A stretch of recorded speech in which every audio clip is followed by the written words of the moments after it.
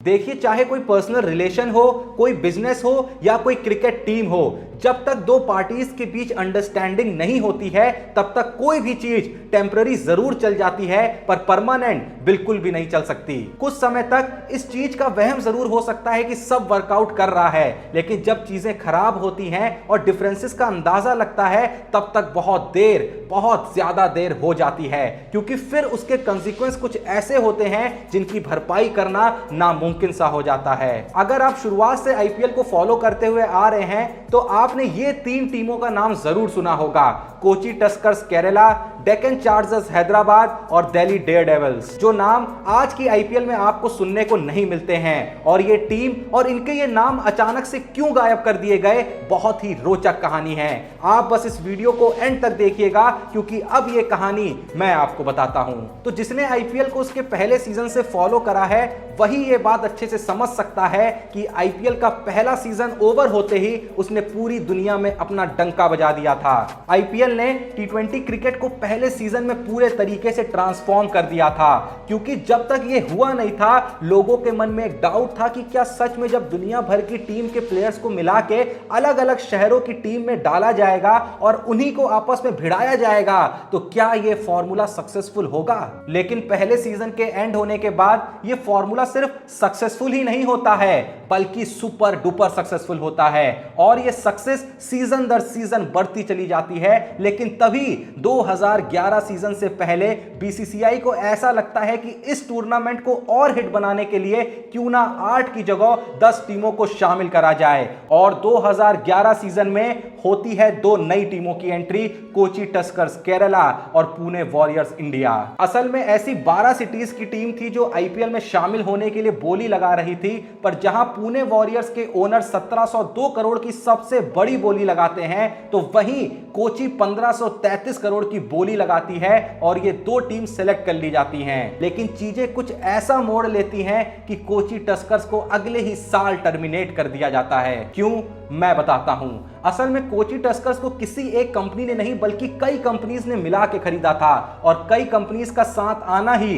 Kochi Tuskers के अंत का कारण बन गया। असल में हर टीम को सीजन शुरू होने से पहले अपनी टोटल फी का 10% as a bank guarantee BCCI को देना होता है, पर कोची ने ऐसा नहीं किया। कई ओनर्स होने के कारण उनके आपस में ही डिस्प्यूट रहे, और जब टाइम आया बीसीसीआई ने बताया कि वो लगातार कोची को बैंक गारंटी के लिए रीच आउट करते रहे, पर उसके बावजूद उनकी तरफ से कोई भी रिस्पांस नहीं आया। 2011 आईपीएल के बाद तब के बीसीसीआई के प्रेसिडेंट एन श्रीनिवासन ने कोची टस्कर्स को आईपीएल से टर्मिनेट कर दिया, और अब सबसे बड़ा इशू था कि उन प्लेयर्स का क्या होगा जो 2 सीजन्स के लिए कोची द्वारा पिक करे गए थे, जिसमें कई बड़े नाम जैसे जयावर्धने मुरलीधरन और रविंद्र जडेजा थे। तो फिर इन प्लेयर्स को अगली आईपीएल के लिए ऑक्शन में ओपन कर दिया गया, पर जो प्लेयर्स नहीं बिके उन्हें पिछले सीजन की बैंक गारंटी से फी पे करी गई। कोची टर्मिनेट तो हो गई, लेकिन फिर भी उसने बीसीसीआई का पीछा नहीं छोड़ा, और फरवरी 2012 को उन्होंने बीसीसीआई पे इल्लीगल तरीके से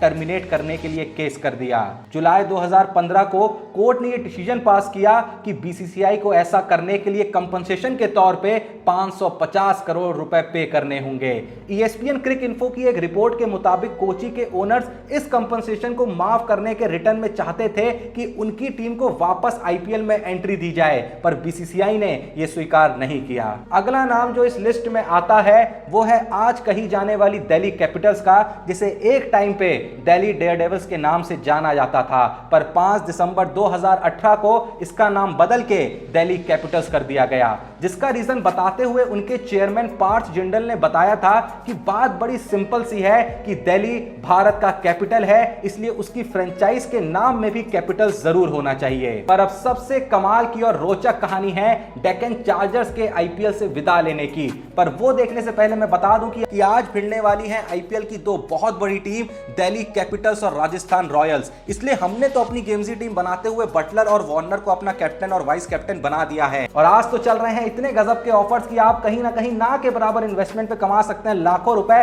और मैं फिर से कह रहा हूं, सिर्फ मेरी बात पे विश्वास मत करिएगा, आप खुद जाएं, डिस्क्रिप्शन में दिए लिंक से गेम्जी का ऐप डाउनलोड करें, और फिर अगर आपको लगता है कि आप में है असल क्रिकेट वाला दिमाग जो आपके पॉकेट के टर्नओवर को बढ़ा सकता है, तो बनाएं अपनी टीम। एंड जैसी टीम बना ले तो उसी डिस्क्रिप्शन में आपको मिलेगा मेरे टेलीग्राम चैनल का लिंक, उसे जरूर ज्वाइन करें, जहां आपको मिलेंगे रेगुलर मेरे द्वारा डाले गए ऑफर्स और गिव अवेज जो आपकी इन्वेस्टमेंट को कर देंगे एकदम कम, पर जीतने की चांसेस को कर देंगे 10 गुना ज्यादा। बाकी लाखों के गिव अवेज भी हम वहां करते रहते हैं और कल ही हमने वहां आईफोन का भी मेगा गिव अवे करा था, तो अगर आप वहां नहीं एडिट थे तो आपने उन्हें मिस कर दिया होगा। तो अभी जाएं और चेकआउट करें। पर हाँ, this game involves an element of financial risk and may be addictive, please play responsibly and at your own risk. एक बार फिर से अब थोड़ा सा पीछे चलें तो मैं फिर से एक बार दोहराता हूं कि अगर आप आईपीएल पहले सीजन से देख रहे हैं तो आपने एक और टीम का नाम जरूर सुना होगा, डेक्कन चार्जर्स हैदराबाद। और इस टीम को आईपीएल इतिहास के सबसे बेहतरीन रिटर्न के ताज से भी नवाजा गया है,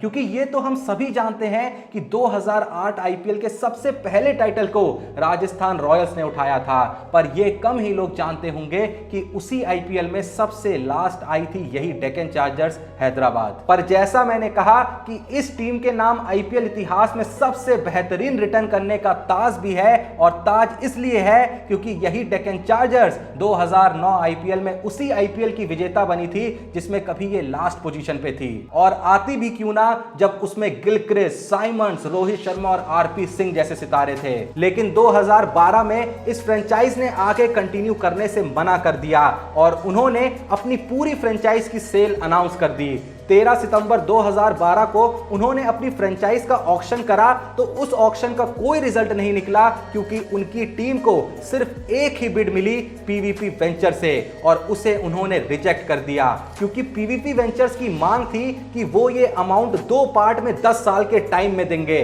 जो डेक्कन चार्जर्स को मंजूर नहीं था। और तभी अगले ही दिन 14 सितंबर 2012 को आईपीएल काउंसिल ने डेक्कन चार्जर्स को आईपीएल से पूरे तरीके से बैन कर दिया, ये कहते हुए कि डेक्कन चार्जर्स ने बीसीसीआई कोड्स का उल्लंघन किया है और उन्होंने अपने कई प्लेयर्स और सपोर्टिंग स्टाफ को फीस समय से भी नहीं दी है। उसके बाद एक नई फ्रेंचाइज के लिए 25 अक्टूबर 2013 को सन टीवी नेटवर्क ने सबसे बड़ी बोली लगा बिडिंग को जीत लिया और टीम को नया नाम दिया गया सनराइजर्स हैदराबाद। पर डेक्कन चार्जर्स ने बीसीसीआई पे उन्हें इल्लीगल तरीके से टर्मिनेट करने के लिए केस कर दिया, जैसे कोची टस्कर्स ने भी करा था। पर इस बार बीसीसीआई को यह केस और भारी पड़ा जब जुलाई 2020 में बॉम्बे हाई कोर्ट ने बीसीसीआई को आदेश दिया कि उन्हें डेक्कन चार्जर्स के owner Deccan Chronicle holding limited को 4,814 करोड़ प्लस 10% इंटरेस्ट का कंपनसेशन देना होगा। और इसी के साथ डेक्कन चार्जर्स का चैप्टर